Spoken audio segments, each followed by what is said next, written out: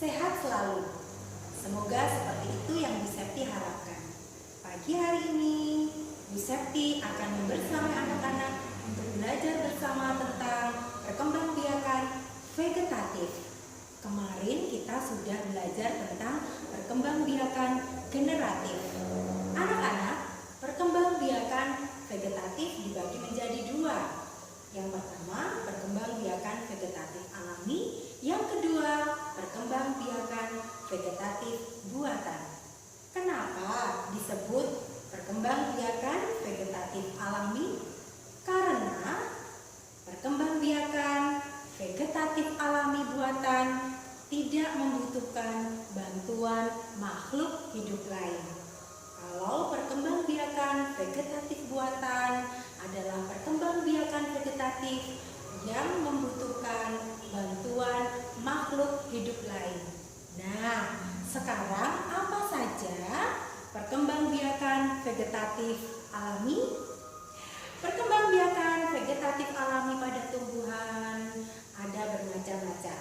Yang pertama adalah perkembangbiakan dengan cara umbi lapis. Yang kedua dengan umbi batang. Yang ketiga dengan umbi akar.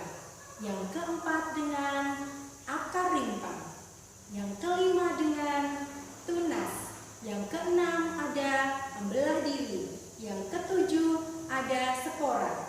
Yang keenam ada dengan geragi atau dengan stolon. Ya, Bu Septi sudah menuliskan di sini. Nanti anak-anak bisa membaca, ya. Jenis perkembangbiakan alami sudah Bu Septi tuliskan di sini. Nah, contoh-contoh dari perkembangbiakan vegetatif alami apa saja tumbuhannya akan Bu Septi jelaskan lebih lanjut.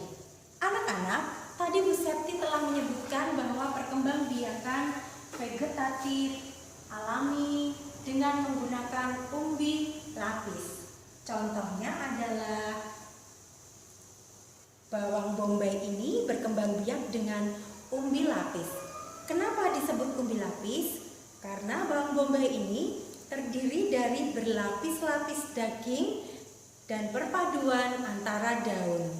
Umbi lapis itu di dalam tanah dia akan membesar dan umbi lapis ini diselimuti oleh daun yang kering yang berfungsi untuk melindungi tubuh atau melindungi daging dan daunnya. Kalau kita belah umbi lapis itu, dalamnya terdiri dari berlapis-lapis perpaduan dari daging dan daun. Ini lapisannya, anak-anak bisa melihatnya. Nah, ini adalah lapisannya. Kemudian di tengahnya itu ada mata tunas. Ada tunas yang ini nanti akan berubah menjadi individu baru dari bawang bombay, ya. Nah, ini adalah bawang bombay yang berkembang biak dengan vegetatif alami menggunakan umbi lapis. Contoh lain adalah bawang merah, bawang putih berkembang biak dengan cara umbi lapis. Kemudian perkembangbiakan selanjutnya adalah dengan umbi akar. Contohnya adalah ini wortel dan di sini sudah Bu Septi catat ada lobak dan bunga dahlia. Kenapa dia berkembang biak dengan umbi akar? Karena di sini wortel ini menyimpan cadangan makanan pada akar dan nanti akar ini akan tumbuh menjadi makhluk hidup baru atau wortel baru nanti tumbuh di sini, ya.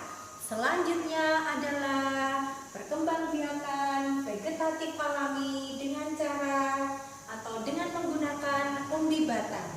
Contohnya adalah kentang, umbi jalar atau dalam bahasa Jawa disebut telo pendem, ya. Jadi dalam kentang itu terdapat mata-mata tunas yang nanti selanjutnya akan berkembang menjadi tumbuhan baru atau kentang baru. Selanjutnya tunggal atau rizoma, atau kita mengenal dengan sebutan rimpang. Nah, rimpang ini contohnya adalah jahe, ada juga lengkuas. Nah, ini adalah berkembang biak dengan rimpang, perpaduan antara akar dan juga batang. Jahe ini menyimpan cadangan makanannya pada batang dan akar. Ini nanti dia akan tumbuh lagi menjadi individu baru dari jahe. Maka dia berkembang biak dengan cara akar tinggal atau rizoma. Selanjutnya, vegetatif alami yang berkembang biak dengan tunas. Contohnya adalah pisang, bambu, tebu, nanas, dan pohon pinang. Jadi dalam pisang, batang pisang, di akarnya itu ada tunas-tunas baru yang nanti dia akan tumbuh menjadi pisang baru. Cirinya adalah tumbuhan yang berkembang biak dengan tunas itu, tumbuhan baru biasanya akan tumbuh di samping induk tunasnya. Oke. Nah, selanjutnya Bu Septi akan jelaskan tentang vegetatif alami yang berkembang biak dengan tunas adventif atau cocor bebek. Dia berkembang biak menggunakan daun yang ada tunasnya, nanti akan tumbuh menjadi individu cocor bebek baru. Selanjutnya adalah membelah diri, contohnya ganggang dan volva. Dan vegetatif alami yang berkembang biak dengan spora adalah tumbuhan paku. Bu Septi sudah menyiapkan tumbuhan paku di sini. Nah, ini adalah contoh tumbuhan paku. Tumbuhan paku berkembang biak dengan spora. Nah, spora itu berada pada kotak spora atau disebut sporait, ya. Sporait itu nanti dia akan berada di bawah daun, tumbuh di bawah daun, berbentuk bintik-bintik kecoklatan. Nah, berkembang biaknya dengan cara dia pecah, kemudian akan jatuh dan tumbuh di tempat yang cocok. Nah, ini adalah tumbuhan paku yang berkembang biak dengan spora. Selanjutnya adalah geragi atau stolon. Berkembang biakan vegetatif alami dengan geragi atau stolon, contohnya adalah rumput teki dan enceng gondok. Di dalam tanah, ya, rumput teki ini akan tumbuh akar, kemudian dia akan menjalar dan tumbuh lagi tanaman baru atau varietas baru dari rumput teki. Begitu juga dengan enceng gondok. Nah, itu tadi anak-anak penjelasan Bu Septi tentang perkembang biakan vegetatif alami. Nah, ada yang kurang jelas? Boleh yang kurang jelas besok bertanya kepada Bu Septi, ya.